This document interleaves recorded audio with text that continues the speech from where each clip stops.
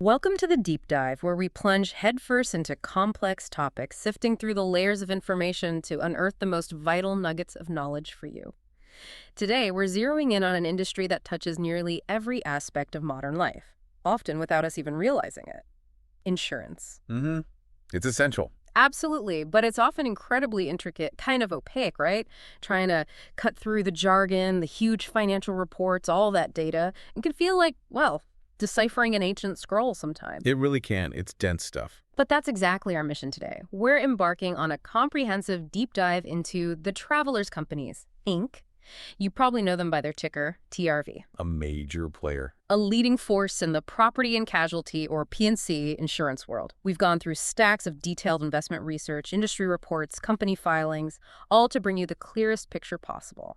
Our goal here is to arm you with the kind of knowledge that lets you cut through the noise, give you that shortcut to being genuinely well-informed. And it's vital to frame this right.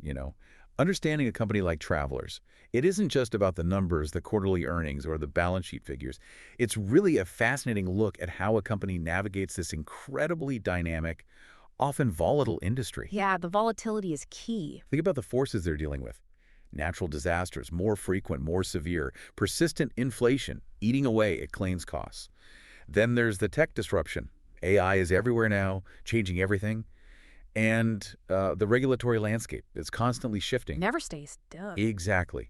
So today, we want to give you, our listener, not just the facts, but the strategic insights, the so what behind it all, really help you understand a crucial part of our economy. Okay, let's unpack this then. Let's dive right into the P&C insurance market itself, because to really get Travelers, you first need to zoom out, get a handle on the wild ride this whole market has been on. It's been quite a story. Yeah, a story of, well, extreme turbulence followed by this surprising, almost unbelievable comeback. For anyone watching the P&C industry the last few years, turbulent is putting it mildly, brutal even. Yeah, brutal is a good word for it. Insurers were really battling fierce headwinds. We're talking about just a relentless stream of big catastrophe losses, hurricanes, wildfires, you name it. Constantly hitting the headline. Right. Plus that persistent claims inflation, the cost of everything, auto parts, building materials, labor are just climbing and climbing. And don't forget the reinsurance market. Oh, yeah, that was challenging, too. Even insurers struggled to get affordable insurance for themselves. It created this, well, perfect storm. Mm-hmm. And it all led to this staggering industry-wide net underwriting loss of $21.3 billion in 2023. $21.3 billion. That's a huge number. It's massive. It represents this deep financial wound, showing just how tough things got for the whole sector. It really was a period where, people wondered how long insurers could keep absorbing those kinds of losses. Yeah. Which makes the turnaround we saw in 2024 just remarkable. Absolutely remarkable. The industry didn't just, stop the bleeding. It posted a stunning $22.9 billion underwriting gain for the year. Gain after that massive loss. Exactly. That's the most robust performance in over a decade. To put that in perspective, let's look at the combined ratio. Okay, the key metric. Right. It's basically their operational profit margin on policies. Under 100% means profit, over 100% means loss. Well, that ratio improved dramatically. It went from 102.3% in 2023, so losses down to a forecast of 98.5% for both 2024 and 2025. Wow. Quite a swing. It's a huge swing. It's not just numbers. It's proof that those aggressive pricing strategies finally worked. Yeah. Insurers got control back after years of, hemorrhaging cash. For you as a listener, this means the industry isn't just surviving, it's thriving again. Yeah. But the question is, how long can this last? That's the crucial question, isn't it? Because that's a massive reversal in fortunes in a very short time. What actually drove this incredible swing? Was it just one thing or a mix? It was definitely a power combination. Primarily two big factors. Okay. First, insurers really hit the accelerator on rate increases, aggressive ones. Direct premiums written, that's all the new and renewal business, grew by a substantial 10.1% in 2023. 10%, that's significant. And another 8.0% in 2024. Mm-hmm. These weren't small tweaks. These were major price hikes across the board. Right. The second factor, maybe even more impactful, was this dramatic improvement in personal lines. And within that, specifically personal auto insurance. Auto insurance, always a focal point. Always. And get this. Personal auto alone lost around $50 billion in underwriting across 2022 and 2023. $50 billion just in auto losses. Imagine the pressure. But then in 2024, a complete reversal, a $14 billion underwriting profit. From a huge loss to a $14 billion profit. Yes, that's an astonishing $31 billion year-over-year swing in just one segment. Incredible. What happened was those earned rate increases, the higher premiums people were finally paying, they caught up. They finally started outpacing that surge in claims costs we saw before, vehicle parts, complex repairs, labor. All that inflation we talked about. Exactly. It was a classic, though painful, case of pricing finally catching up to the risk reality. It brought the segment back into the black. So after this incredible rebound, my first thought is this sustainable? Or are we just looking at a temporary peak before things cycle back down? What's the realistic outlook for, say, 2025, 2026? That's a very perceptive question because the forecast does suggest a slowdown. Premium growth is expected to decelerate to maybe 5% in 2025 and 4% in 2026. Okay, so slowing down, why? It's expected as insurers basically reach rate adequacy. They feel they've raised prices enough overall to cover costs and hit profitability targets. So that urgent need for big hikes eases off. Makes sense. And the focus then tends to shift. Less on fixing margins, more on competing for market share again. Back to competition. Right. The industry's return on equity, ROE, how much profit for shareholder money, is expected to kind of stabilize around 10% for those years. Think of it as solid ground. Not printing money, but covering costs, keeping investors reasonably happy. But this leads us to a more nuanced, maybe even fragile situation. Ah, okay. There's always a but. Always. That amazing industry recovery, it's heavily leaning on personal lines, getting those huge rate hikes, that $31 billion swing.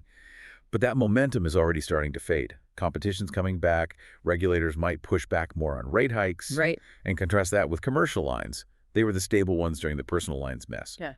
But now, their growth is slowing down. Oh, interesting. The roles are reversing. Kind of. Commercial lines premium growth dropped to just 5% in Q1 2024. That's down from almost 10% before.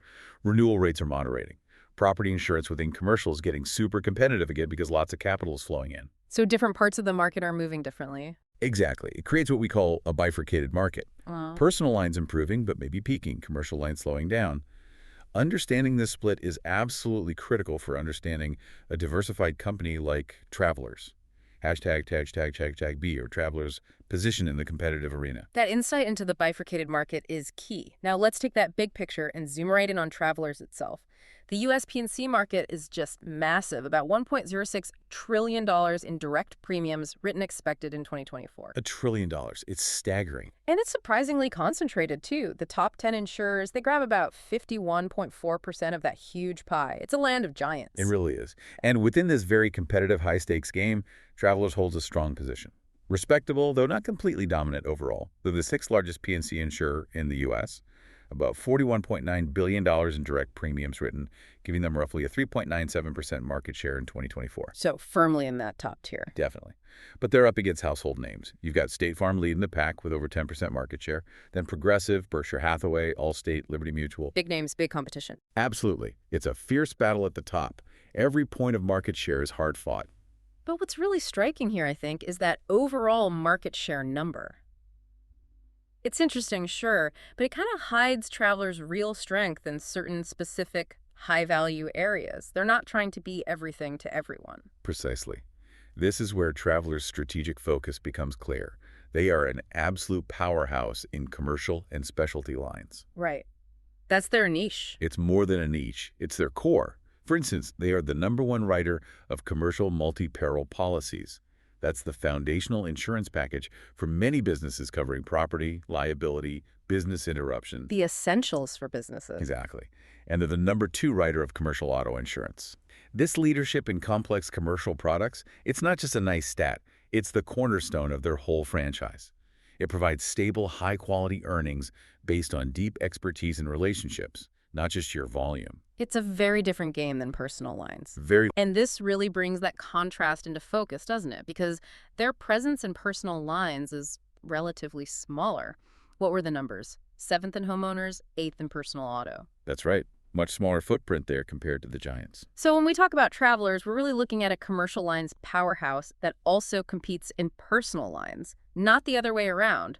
Not a personal lines giant dabbling in commercial. That distinction is absolutely crucial. It shapes their strategy, their strengths, their challenges.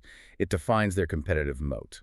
Okay, let's shift gears a bit and talk about something that's just profoundly reshaping almost every industry, and insurance is right in the thick of it. Technology, specifically the explosion of data and the accelerating adoption of AI and machine learning. Yeah, it's everywhere. This isn't just hype anymore, it's a fundamental shift. Think about this stat. 88% of auto insurers and 70% of home insurers are either using, planning to use, or exploring AI. 88% in auto. Yeah. That's practically universal. It is. It means this isn't some futuristic concept. It's happening right now, driving real change. Those numbers really hammer home the scale of this. AI's applications are touching the entire insurance value chain. Everything from the first ad you see to the final claim check. How so? Give us some examples. Okay. In marketing, it's moving beyond broad demographics. Think super precise customer targeting, identifying exactly who needs which product and when. In underwriting, machine learning algorithms are doing incredibly sophisticated risk scoring and pricing.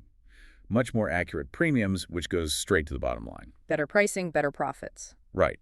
And in claims, AI is analyzing photos of car damage to speed up assessments. It's estimating settlement values more accurately, and it's getting much better at detecting fraud. Faster claims, less fraud. Exactly.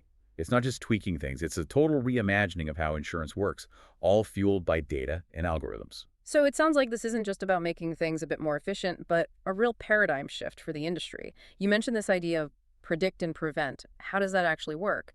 It absolutely is a paradigm shift. Historically, insurance was mostly reactive, detect and repair. Something bad happens, the insurer pays to fix it. Right. Wait for the claim. Now, technology enables a proactive approach, predict and prevent. Insurers can actually help customers manage and even avoid risks. How? Like with driving apps. Exactly like that. Telematics tracks driving behavior. That allows for personalized policies, sure, but also coaching for safer driving. Usage-based insurance leverages this data for premiums that reflect your actual risk, not just broad averages. So it's potentially safer for everyone, not just cheaper for some. Precisely. It's about creating a safer environment, potentially reducing accidents. It's a win-win, changing the whole relationship between insurer and insured.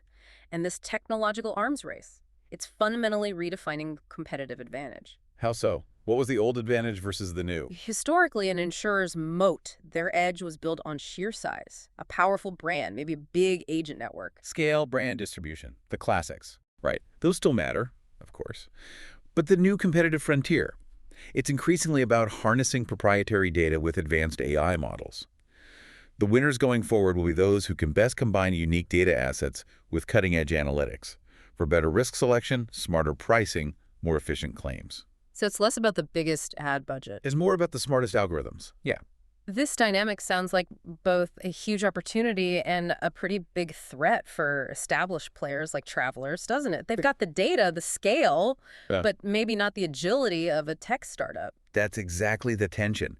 Travelers has this incredible, almost unique asset. Decades of granular proprietary data, underwriting data, claims data, millions and millions of records. That's the fuel for AI. It's essential fuel. Yeah. Newer players can only dream of that kind of historical training data. It's invaluable. Yeah. They face challenges from those more agile, digitally native competitors. Right. The ones built on new tech from day one, without the legacy systems, the old processes, the huge existing workforce. It's harder to turn a big ship. Exactly. So Travelers' massive investments in tech infrastructure, in data science talent, they're not just about efficiency gains. They're a strategic imperative. They have to do it to defend their franchise. Their success here, integrating new tech, attracting talent, innovating quickly, will be a key factor in their market position and profitability over the next decade. It's a really high-stakes bet for them. As if managing market cycles, inflation, and a tech revolution wasn't enough, there's regulation. And the regulatory landscape for P&C insurers seems to be getting more complex, almost overwhelming. Overwhelming is right. We're talking over 3,300 regulatory updates in 2024 alone. 3,000, just in 1 year. Yeah, it's a staggering volume. It just shows how dynamic and demanding the oversight environment is. It's a constant battle just to keep up, let alone get ahead. And these regulations are hitting several key areas, creating both compliance headaches and big strategic challenges. Like what? What are the main focus areas? Okay, one big one is the response to climate change and catastrophes. In states really exposed, think Florida, California, Louisiana regulators are worried about market stability. Because insurers are pulling back. Right. When insurers non-renew policies or drastically raise rates in high-risk areas, it leaves people without coverage. So regulators step in with rules restricting insurers' ability to cancel policies or making it harder to get rates approved, even if the risk justifies them. Trying to protect consumers. Exactly. But the flip side is it limits the insurer's flexibility to manage their exposure to these growing climate risks. It can force them to hold more risk, potentially at inadequate prices. It's a really tough balancing act. Like climate and cats. What else? Then there's AI. All that powerful tech we just talked about. Regulators are watching closely. Makes sense. Potential for bias. That's the key concern. State insurance departments are adopting guidelines like the NAIC's Principles of Artificial Intelligence to ensure AI is used fairly, ethically, transparently. They're worried about algorithmic bias, where AI decisions might accidentally discriminate in pricing, underwriting, or claims. So, insurers like Travelers have to invest heavily in governance, in auditing their models, making sure they're not just effective but also equitable. It's a whole new layer of compliance. Significant investment needed there. Definitely. And finally, cybersecurity. It's always a priority, but it's intensifying. Because insurers hold so much sensitive data. Exactly. They're prime targets. We've seen new, stricter rules from the SEC for public companies and updated rules from places like the New York Department of Financial Services, which often sets the standard. It means more investment in security, more protocols, more talent. And regulators are expected to increase scrutiny, more exams, more enforcement. Failing here carries huge reputational and financial risk. So put all this together. What does it mean for the bottom line? It sounds like costs are going up and maybe revenue potential is being capped in some areas. You've hit the core issue. The convergence of all these pressures creates this potential long-term squeeze on insurer margins. How so? On one side, revenue growth can be constrained. It's politically difficult to get big rate hikes approved in disaster-prone areas, even if the data shows the risk is way up due to climate change. Unpopular moves. Very. But on the other side, expenses are being driven higher. Compliance costs for AI governance, data privacy, cybersecurity, these require significant ongoing investment in tech, people, processes. So revenue constrained, expenses up. Exactly. That dynamic poses a direct threat to underwriting profitability. It makes operational efficiency and really disciplined risk management even more critical for every carrier, including Travelers. They have to be incredibly well run just to maintain margins. #2, Travelers' core operations and financial health. All right, let's pivot now to Travelers' core operations. A fundamental principle for any P&C insurer's long-term value is consistent underwriting profit. That's the heart of the business model. It absolutely is. And Travelers, by most accounts, has a strong track record here, a history of underwriting discipline across different market cycles. That's generally true. If you look at their consolidated underwriting performance, say from 2020 through 2024, the data usually shows them operating with a combined ratio below 100%. Below that break-even point. Right. Making money on their core insurance business. Yeah. There was only a slight blip in 2023 where they just edged over 100%. But 2024 was particularly strong. The combined ratio improved by 4.5 points, landing at a very healthy 92.5%. 92.5. That's solid. Very solid. It generated a record underwriting gain of over $3.1 billion for them. And that was largely because their loss ratio, the claims coursing, came down significantly. Those earned rate increases finally overtook the loss cost trends. The strategy paid off in 24. It did. And what's also quite telling, and speaks to good management, is how stable their expense ratio has been. It consistently hovers around 28–29%. Keeping costs under control. Exactly. It points to effective cost management, good operational efficiency, even while the market's doing crazy things. But here's where it gets really interesting, I think, because it shows just how volatile this business can be. Even after that incredibly strong 2024, their Q1 2025 results took a sharp turn. Almost immediately. Yes. A stark reminder. It highlights that even the most disciplined underwriters aren't immune to big external shocks. That's a critical observation. It really underscores the unpredictable nature of P&C. In that first quarter of 2025, Travelers' consolidated combined ratio deteriorated significantly. It jumped to 102.5%. Back over 100%. Back into underwriting loss territory for the quarter, up from 93.9% in Q1 the year before. What drove that big jump? It was almost entirely driven by a spike in the loss ratio, paying out much more in claims relative to the premiums earned. Management pointed directly at elevated catastrophe losses. specifically significant impacts from California wildfires in that quarter. Ah, the wildfires again. Yeah.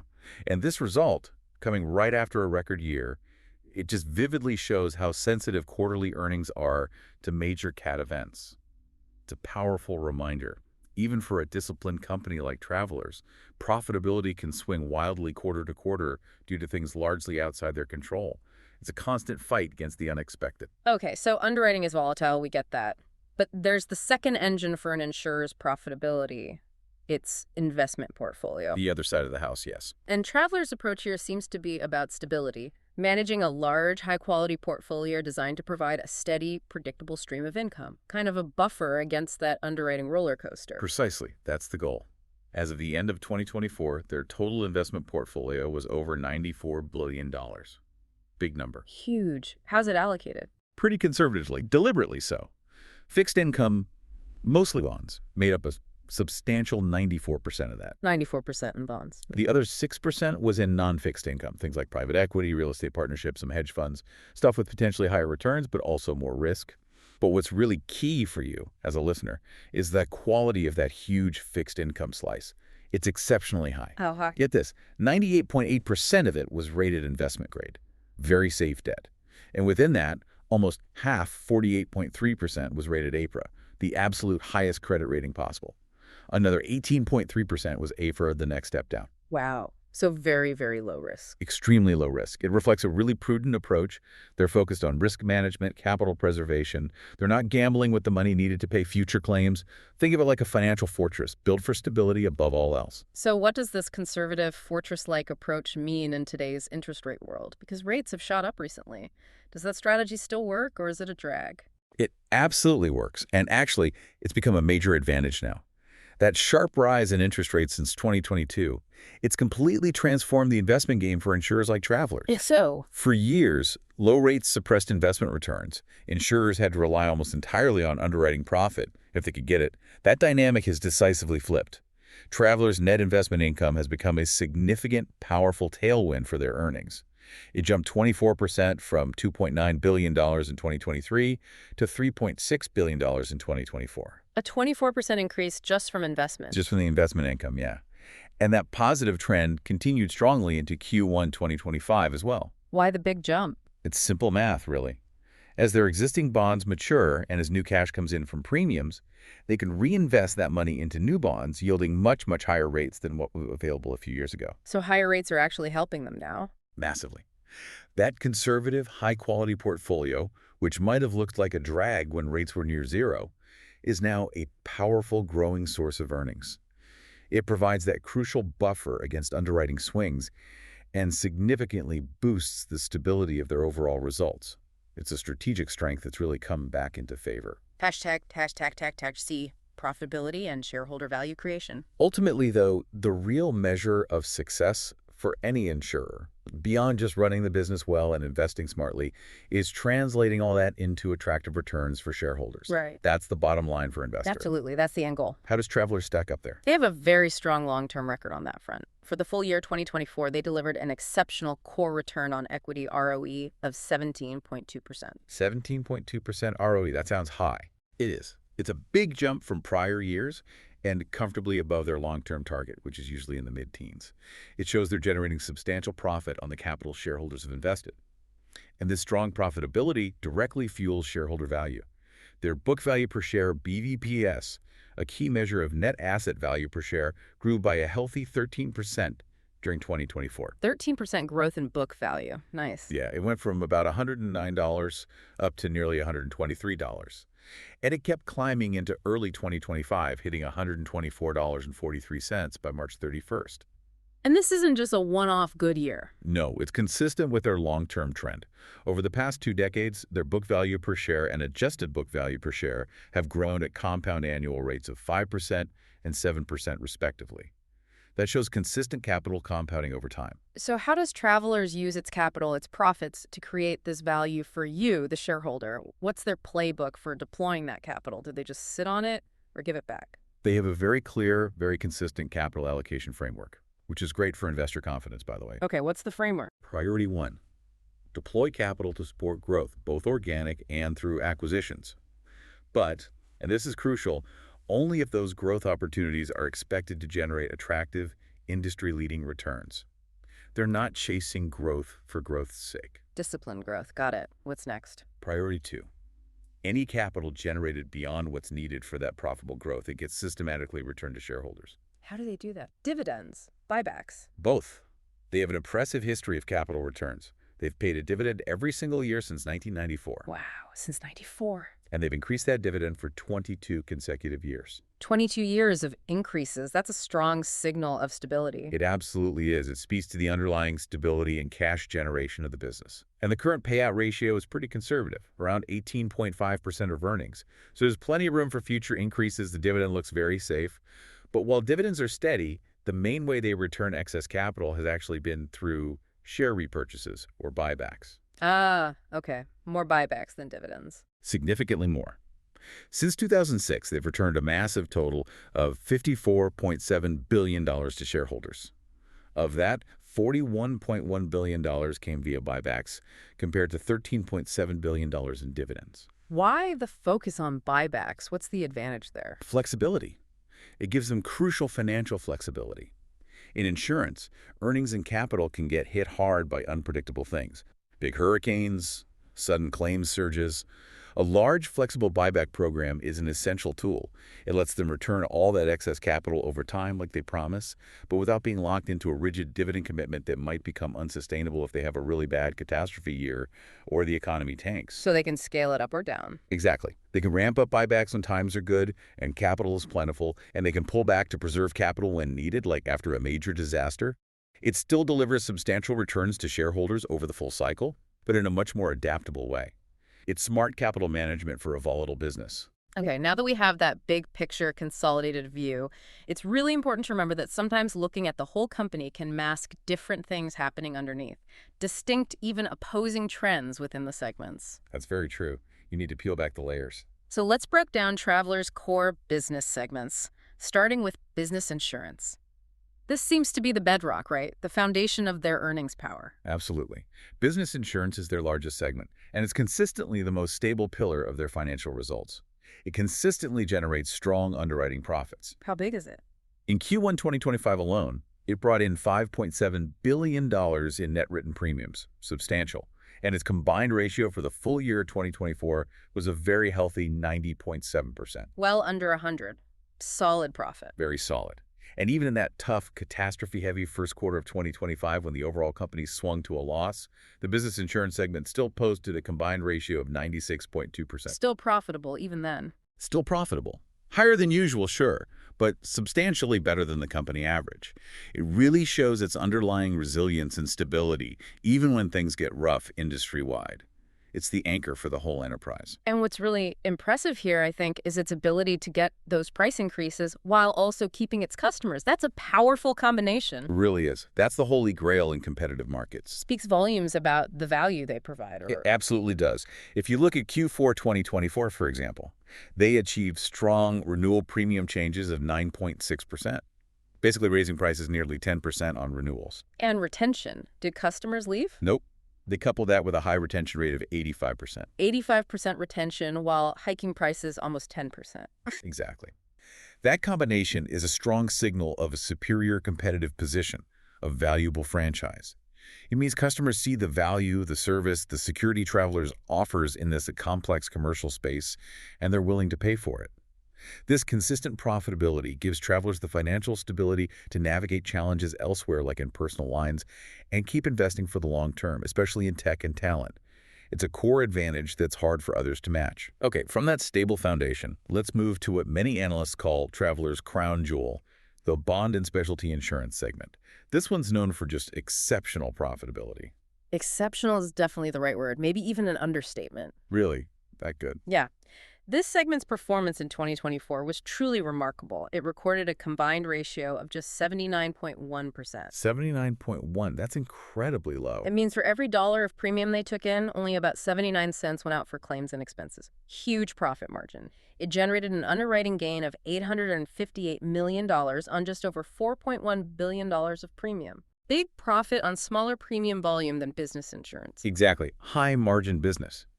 And this stellar performance continued into Q1 2025. Even with the broader challenges, they still posted an 82.5% combined ratio, still incredibly profitable. These are margins most other insurers only dream about in their main lines. And this segment focuses on very specific specialized products, right? Things like surety bonds, management liability insurance, D&O for corporate executives. Precisely. Surety bonds guarantee contracts get fulfilled. Management liability protects directors and officers, highly specialized areas. How does that specialization lead to such great profits? It's all about competitive advantage, building a strong moat. In these specialized fields, you need deep expertise, bespoke underwriting, strong long-term relationships. It creates high barriers to entry. Not just anyone can jump in and compete effectively. Not at all. It's not a commodity you buy online. This specialization allows travelers to achieve superior risk selection. They really know these niches and very precise pricing. That leads to underwriting margins that are significantly higher and, crucially, much less cyclical than in more general insurance lines. More stable profits, too. Right. So the consistent high-margin profits from bond and specialty provide a powerful boost to travelers' overall ROE. It's a key, durable source of their competitive advantage. It's where their specialized knowledge really pays off. All right, now let's pivot to the other side of the coin. A stark contrast to the strength we just saw in commercial and specialty. Personal insurance seems to be travelers' biggest near-term headache right now. That's fair to say. It's definitely their most significant challenge at the moment. This segment has been really battered, hasn't it? Hit by that double whammy, high catastrophe losses and stubborn claims inflation. A tough market to be in. It certainly has been. This segment booked large underwriting losses in both 2022 and 2023. Just shows how difficult those years were for personal lines across the industry. Now, they did manage a modest return to profit in 2024. Combined ratio was 98.7%, just under break-even. That was welcome news. But it proved very short-lived. Fragile, really. And here's where it really hits home, showing just how big the challenge is. Because that deterioration in Q1 2025 was dramatic. It wiped out that small 2024 gain immediately. It was indeed dramatic. In Q1 2025, the personal insurance segment's combined ratio just soared. It hit an alarming 115.2%. 115.2. Up from 96.9% the year before. To put that plainly for you, the listener, for every dollar of premium the segment earned, if he had $1.15 in losses and expenses. Ouch. Losing 15 cents on every dollar earned. Exactly. That's what we call value-destructive growth. They're losing money on every policy. Now, they are raising premiums. Like everyone else, net written premiums grew to $3.8 billion in the quarter. But those rate hikes were clearly not enough to offset the impact of those severe catastrophe losses, especially the California wildfires. This segment's struggle really highlights a broader dilemma in personal lines, that tension between chasing growth and maintaining profit. Grow market share or stop the bleeding. Right. The market offers chances for premium growth through rate hikes. But that growth is pointless if you can't underwrite it profitably. You just dig a deeper hole. And travelers' relatively smaller scale in personal lines compared to giants like State Farm or Progressive. That might be a structural disadvantage here. How so? Those huge competitors just have vastly more data from their massive customer bases. That data fuels much more sophisticated pricing and underwriting models, especially in data-hungry personal auto. They can price risk with surgical precision. Smaller players might struggle to match that. So, if personal lines are bleeding money like this, what's the strategic choice for travelers? Do they keep pushing, hoping rates eventually catch up? Or do they pull back from a segment that's dragging down the whole company? That's the million-dollar question for management. It's a really difficult strategic choice. What are the options? Well, they could make the tough call to pull back, cede market share, maybe exit certain states or lines to stop the underwriting losses and protect the overall company's profitability. Sure. Or they could keep pursuing growth, keep raising rates, hoping that eventually those increases will overcome the bad loss trends. Betting on a future turnaround. How management navigates this, whether they re-underwrite aggressively, raise rates even more, or strategically shrink the division, that will be a critical factor in the company's overall performance in the coming years. It's definitely a key thing for you to watch if you're following travelers. ###actual40. Travelers' competitive advantages and strategic position. Okay, so we've seen the challenges, the segment dynamics, but what truly sets travelers apart? In such a competitive market, where does their enduring strength, their competitive advantage come from? Let's start with how they actually sell their insurance.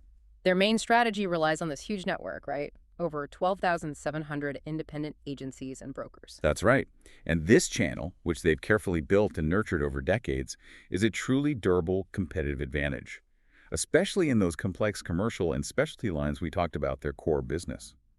How is using independent agents an advantage over, say, selling direct online like Jayaco or Progressive? Well, direct-to-consumer models require massive, continuous advertising spending just to get customers in the door. Think of all those Jayco Gecko ads, the Progressive campaign. Billions on advertising. Exactly. The independent agent channel, on the other hand, provides a more stable, often more cost-effective, and highly relationship-driven flow of business. These agents aren't just order takers. They act as trusted advisors to their clients, helping businesses navigate complicated insurance needs.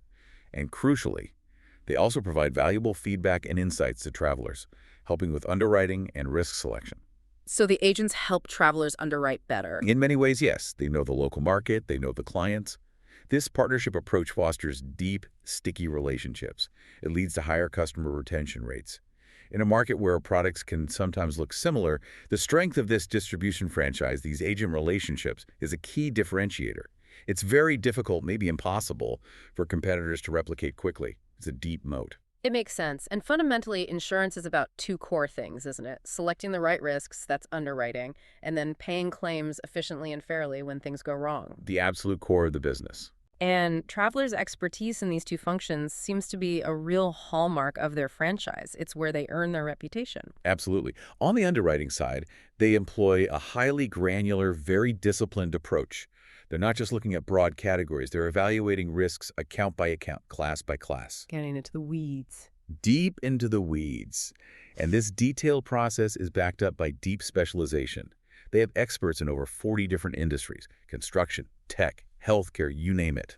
And it's all informed by that massive proprietary database we mentioned. Over 164 million data points built up over a decade plus.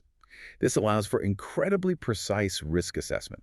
They can price policies accurately and hopefully avoid taking on unexpectedly bad risks. It's a combination of data power and human expertise. Okay, so they're good at picking the risks. What about when claims actually happen? That's the moment of truth for the customer. It absolutely is. And this is another area where Travelers takes a distinct approach. They rely almost exclusively on their own large in-house team of over 12,000 claim professionals. 12,000 people just handling claims. Yes. They largely avoid the common industry practice of outsourcing claims handling to third-party adjusters. Why do they keep it in-house? Management firmly believes it gives them greater control over the entire claims process. That control, they argue, leads to more consistent, more efficient, and critically fairer outcomes for customers. When you have a claim, you want it handled quickly and properly by someone who knows what they're doing. They even develop specialized claims models, for example, their TRV model for workers' compensation.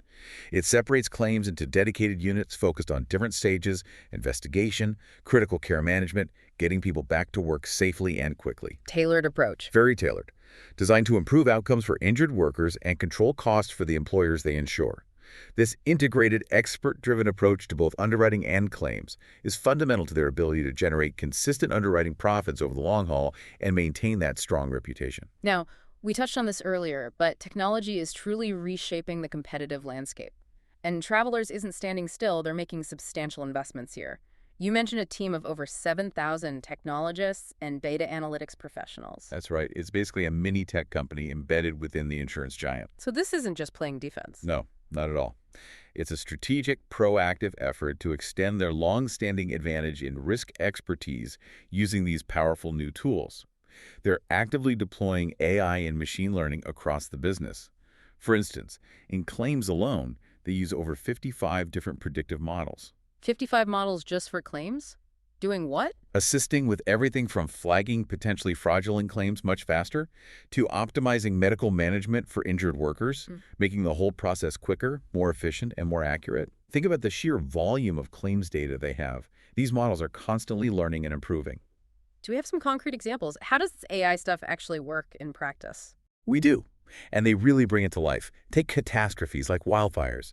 Travelers uses deep learning models to analyze high-resolution aerial imagery of properties after the fire. Looking at pictures from the sky. Exactly. This lets them immediately identify homes that are total losses. And here's the key part. They can often advance payments to those customers before an adjuster can even physically get to the site. Wow. That must be a huge relief for people who've lost everything. Imagine. It drastically shortens the time between disaster and getting funds to start rebuilding.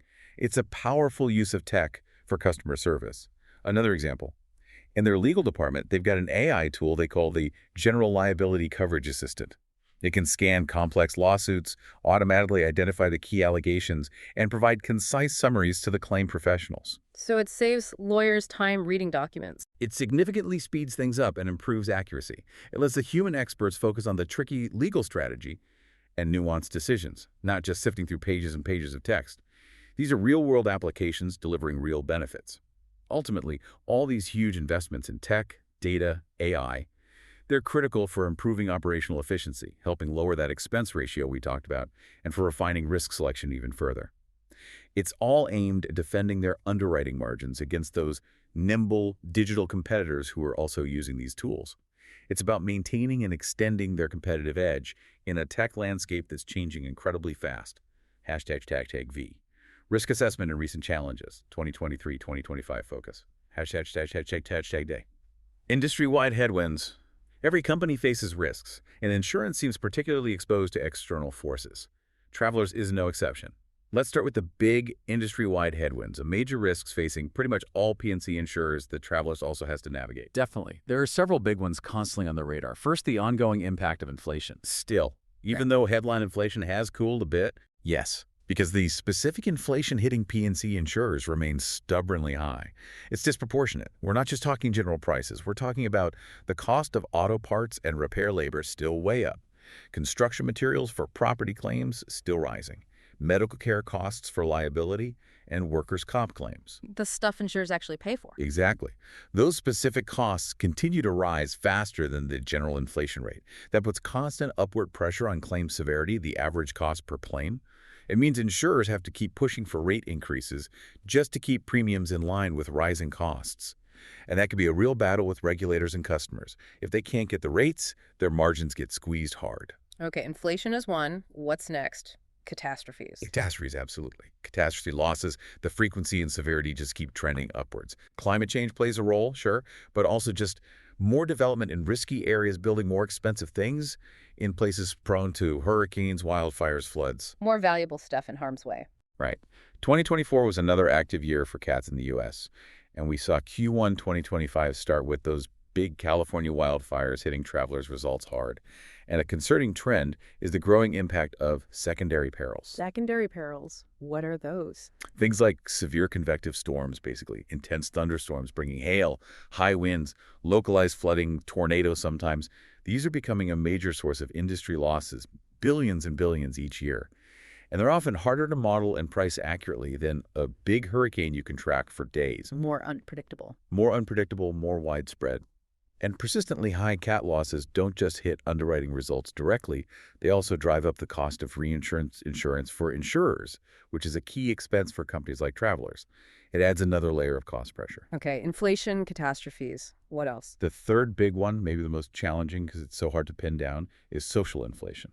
Social inflation. We hear that term a lot. What does it actually mean? It refers to the rising costs of liability claims going up much faster than general economic inflation. Yeah. It's driven by societal trends, Like increasing litigiousness, people being more willing to sue, more plaintiff-friendly legal decisions in courts, and this rise in nuclear verdicts, these incredibly large jury awards in liability cases, sometimes tens or even hundreds of millions of dollars.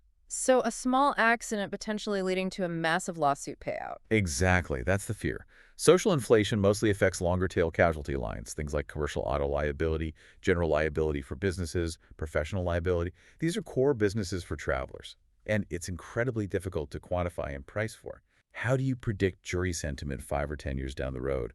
It poses this long-term systemic threat to the profitability of casualty insurance because its future impact is just so uncertain. #B company-specific challenges. Beyond those big industry-wide issues, what about challenges that are more specific to Travelers itself? What are the particular hurdles they need to clear? There are a few key ones management is definitely focused on.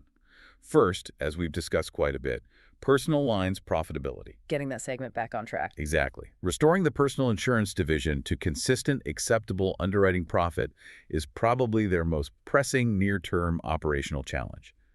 Its recent poor performance has been a significant drag on the company's overall results. If they fail to turn it around, whether through rates, underwriting changes, pulling back, it will continue to weigh on their consolidated ROE and how the market views them. It's a very visible weak spot right now. Okay, personal lines is number one. What else? Second, there's the challenge of maintaining commercial lines margins. Travelers benefited hugely from several years of that hard market. In commercial lines, a big rate increases, expanding margins. That's where they shine. The market cycle, right? They always do.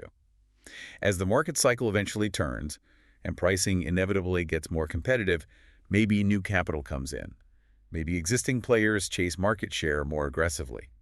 Travelers' ability to maintain its underwriting discipline and defend those strong margins will be tested. More pressure on pricing and keeping customers. Exactly. They'll have to work harder to keep that profitability edge they currently enjoy in their core commercial business. Makes sense. And then third? Third, there's inherent technology execution risk. We talked about all those significant investments they're making in tech, data, AI. Billions of dollars, thousands of people. Strategically necessary, you said. Absolutely necessary. But they also carry execution risk. Building and integrating complex cutting-edge systems into a huge established company like Travelers. It's never easy. There are always delays, cost overruns, things that don't work as planned. The best laid plans. Right.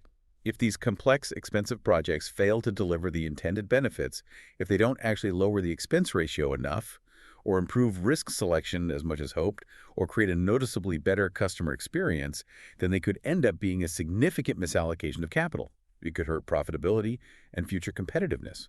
It's a high-stakes race, and actually delivering on the promise of all that tech spending is critical. Understanding all these operational factors, the strategy, the risks, it's all crucial background. But ultimately, for you as an investor, it often comes down to valuation. What does the market actually think Travelers is worth, and does the current stock price reflect that? Right. The million-dollar question. And valuing a P&C insurer isn't always simple. You need to look at multiple metrics, right? Because of the cycles and how important the balance sheet is. That's exactly right. For insurers, price-to-book value, PB, is often seen as a primary valuation metric. Book value is basically the company's net asset value, what shareholders would theoretically get if it liquidated. Okay, so how does Travelers look on PB? As of August 2025, its PB ratio was around 2.1x to 2.2x. 2.1 to 2.2 times the book value. Is that high or low? It's notably above its 10-year historical average, which has mostly been in the 1.0x to 2.0x range. So the market's paying a premium compared to its history. Why? It usually suggests the market has confidence in the company's ability to consistently generate returns on equity, that ROE number, that are well above its cost of capital. Yeah. Basically, the market believes Travelers is a high-quality operator that deserves that higher multiple on its assets. Okay, that's PB. What about the more familiar price-to-earnings, PE ratio? Right, comparing stock price to earnings per share. As of August 2025, Travelers' trailing 12-month PE ratio was about 11.9x. 11.9, and compared to history. Interestingly, that's notably below its 10-year historical average PE, which was around 13.3x. Huh. So PB is high relative to history, but PE is low. How does that work? It's an interesting divergence. It's likely happening because of that recent surge in earnings we talked about in 2024. The E in the PE ratio, the earnings simply grew much faster than the stock price in the short term. That makes the PE ratio look lower mathematically. So the market might be saying, great earnings now, but maybe that's a peak. That could be part of the interpretation. The market isn't fully baking those peak earnings into the long-term valuation, perhaps anticipating some moderation. We also have some specific comparison points, PB at 2.21, PE at 11.87, and a dividend yield around 1.56%. Gives you a snapshot of where it stood. #B key valuation considerations. So it's clearly not just about plugging numbers into a formula. There are more qualitative things, underlying factors that you should think about when evaluating Travelers beyond just the current multiples. Absolutely. A smart valuation has to go deeper. You need to consider several qualitative and cyclical factors. First, cyclical adjustments. Right, because insurance is cyclical. Highly cyclical. Earnings swing significantly year to year based on catastrophes pricing cycles. That strong 2024 performance, the high ROB, that might well be a cyclical peak. So it's often better to value the company based on a normalized level of earnings or ROE averaged out over a full underwriting cycle, good years and bad, No, sure. rather than just taking the latest peak number and running with it. Sure. It gives you a more conservative, more realistic long-term picture. Okay, normalize for the cycle. What else? Second, reserve quality. This is hugely important for any insurer and something you really need to scrutinize. Why is reserve quality so critical? Because reserves are estimates of future claim payments. If a company consistently underestimates those future costs under reserves, if past profits look better than they really were, those profits will eventually get eaten up by future reserve charges when the true costs become clear. It paints a misleading picture. So how does Travelers look on reserves? They have a strong reputation for conservative reserving. They have a long history of generating favorable prior year reserve development, meaning their initial estimates for losses in past years often turned out to be prudently high. So they get to release those excess reserves later, which actually boosts current earnings. It's the opposite of under-reserving. This is particularly true for their big, well-managed workers' compensation book. That often helps offset any unexpected bad news in more volatile liability lines. This track record of reserve integrity is a strong sign of high-quality, transparent management. It definitely warrants a premium valuation compared to companies with shakier reserving histories. It shows the ship is well run. Good point. Okay, cycle, reserves, anything else? And finally, franchise value. Yeah. A big chunk of Travelers' real intrinsic value isn't actually sitting there on the balance sheet in black and white. Intangibles. Exactly. Things like their strong, trusted brand, that premier distribution network of 12,700 independent agents, their deep underwriting and in-house claims expertise built over decades, their disciplined corporate culture. These are all significant, intangible assets. They make up its franchise value. And these assets are the reason Travelers has been able to consistently generate those returns on equity above its cost of capital year after year. And the market recognizes this. Yes.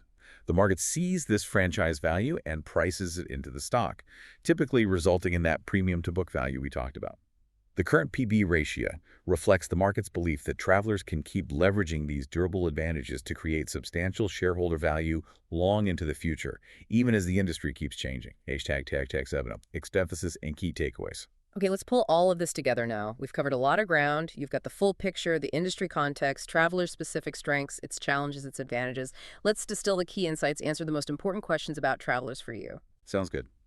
I can walk us through the main points, reinforcing what we've discussed. Great. Let's start with number one. How does their combined ratio, their underwriting performance, really stack up against peers? Okay. Travelers has a consistent record of generally superior underwriting. That 92.5% combined ratio in 2024 was strong. While Q1 2025 showed that catastrophe volatility can hit anyone, their long-term discipline, especially in core commercial lines, really stands out and often performs better than many industry peers over the cycle. Number two. How are they actually addressing that persistent inflation in auto and property claims costs? They're using a multi-pronged strategy. Aggressively pursuing rate increases is key, Right. but also leveraging their large in-house claims team to manage costs effectively. And deploying that advanced tech like the aerial imagery for property, AI for fraud detection, and damage assessment to make the claims process faster, more accurate, and hopefully cheaper in the long run. Three. How good are they at maintaining pricing discipline, especially now that the market might be softening a bit? Highly effective, based on recent evidence. Getting those 9.6% renewal rate increases in Q4 2024 business insurance while keeping 85% of their customers. That shows real pricing power and strong customer loyalty, even as competition might be heating up. Number four. That crucial point about loss reserve quality. What's the verdict? They have a strong, well-regarded reputation for high-quality, conservative reserving. They consistently report net favorable prior year reserve development. Their initial estimates often prove more than adequate, which enhances earning stability and credibility. That workers' comp book is a key source of this stability. Five. Investment portfolio performance. How has that conservative strategy played out? Exceptionally well in the recent rising rate environment. The portfolio is conservatively managed, mostly high-quality fixed income. Net investment income grew a substantial 24% in 2024, providing a significant, stable earnings tailwind that buffers underwriting volatility. The strategy is paying off now. 6.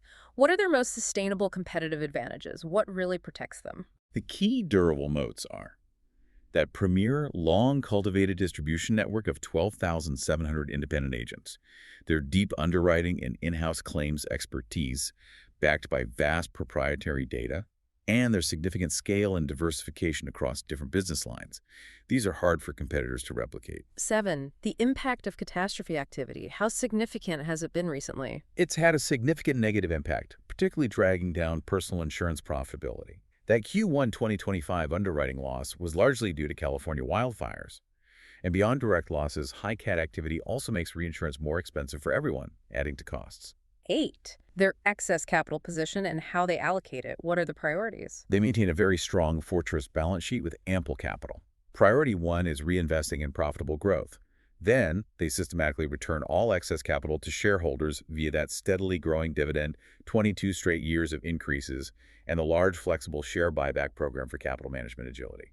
9. Current valuation. How does it look compared to its own history? Intrinsic value, maybe peers. The current valuation reflects its high-quality status. The price-to-book ratio, around 2.2x, is at the higher end of its historical range, showing market confidence. The P/E ratio, around 11.9x, is below its historical average, likely due to recent peak earnings. Overall, the market seems to view it as fairly valued, pricing in both its strengths and its current challenges. And finally, number 10. Looking ahead, what are the key risks to the investment thesis over the next, say, 3 to 5 years? The big ones would be prolonged, continued unprofitability in personal lines, acting as a persistent drag. A significant worsening of social inflation trends hitting their core commercial liability lines. A truly massive mega catastrophe event that severely impairs capital and earnings. And a faster-than-expected softening of the commercial lines market that erodes their pricing power and margins. Hashtag outro. Wow. What an incredible journey we've taken through the world of Travelers and P&C insurance. From understanding the cycles, the turbulence, the recovery, the tech disruption, right down to Travelers' specific strengths in commercial, their challenges in personal lines, those strategic advantages. You've now got the full, nuanced picture. It's clear Travelers is a really disciplined market leader, but one that's navigating some very complex cross-currents right now. Its ability to manage those industry risks, leverage its core strengths, and effectively tackle those segment challenges, especially in personal lines, that will really define its performance and market position going forward. It's definitely a fascinating company to watch. It really is. And it leaves us with a thought, maybe for you, our listener. As you consider any industry or even your own investments, what intangible assets like brand, relationships, expertise do you think truly provide an enduring competitive advantage in a world that's increasingly digital and unpredictable? And how do established giants like Travelers manage to evolve their traditional moat when technology is changing the rules of the game so incredibly rapidly? Something to chew on. Thank you for joining us on this deep dive. We hope this knowledge empowers and informs you. Join us next time for another in-depth exploration.